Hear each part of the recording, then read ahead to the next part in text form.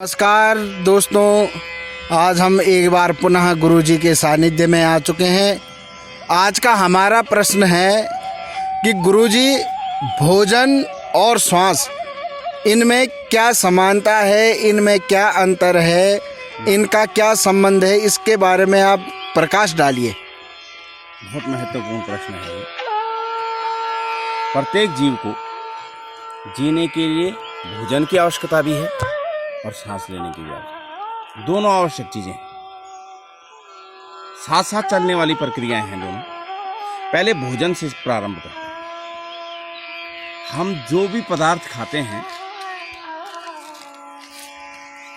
सभी रासायनिक पदार्थ होते हैं, चाहे वो जीवों के द्वारा निर्मित हैं।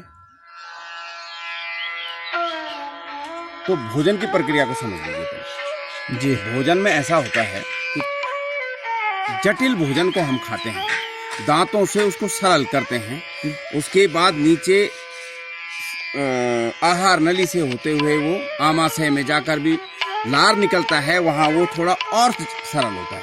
जी, उसके बाद आंतें चक्की का काम करती है, बहुत महीन पीस देती है, रासायनिक संरचना को तोड़ देती है।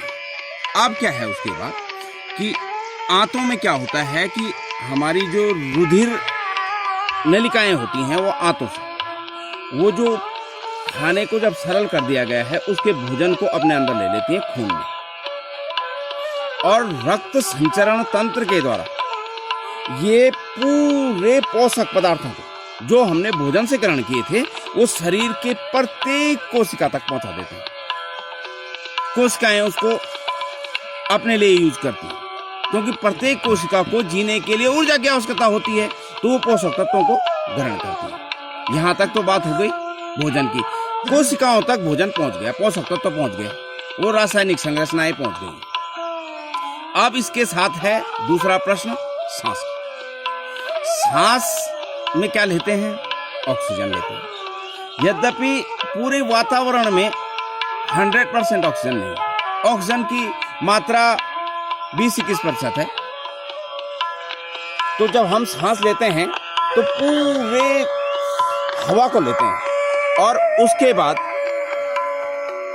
हवा को लेने के पश्चात हमारा जो खून है वो खाली ऑक्सीजन को ही ऑब्जर्व करता है। फेफड़े में सांस गई, वहां जो रुधिर नलिकाएं हैं वो हवा से ऑक्सीजन को लेती है। अब जब ऑक्सीजन उन्होंने ग्रहण कर लिया तो खून में एक प्रकार का पदार्थ होता है हीमोग्लोबिन। उसमें वो गुण होता है उस पदार्थ में कि वो ऑक्सीजन को एब्जॉर्ब कर लेता है, और जब वो ऑक्सीजन को ऑब्जर्व कर लेता है तो वो पदार्थ बन गया ऑक्सी हीमोग्लोबिन, माने ऑक्सीजन सहित हीमोग्लोबिन। अब वो फिर रक्त के द्वारा प्रत्येक सेल तक पहुंचता है ऑक्सी हीमोग्लोबिन। अब सेल में जब जाता है वो, तो सेल में क्या होता है कि सेल तक ऑक्सीजन पहुंच जाती है, कोशिकाओं तक ऑक्सीजन पहुंचती है। और पहले ही हमारे यहाँ पर एक जो मैंने बोला था कि ऊर्जा में जो हमने पोषक तत्व ले रखे हैं वो पहले ही वहां सेल के पास पहुंच रखे हैं। तो अब उस पोषक तत्व का और ऑक्सीजन के बीच होती है रासायनिक प्रक्रिया। जो रासायनिक पदार्थ था वो ग्लूकोज के रूप में हमारे सेल के अंदर रहता है।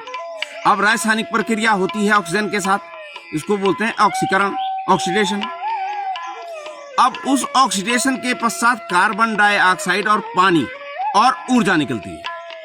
तो कार्बन डाइऑक्साइड को तो फिर वही रुधिर कणिकाएं अपने साथ वापस लाकर हृदय के द्वारा हमारे सांस से हम बाहर फेंक देते हैं।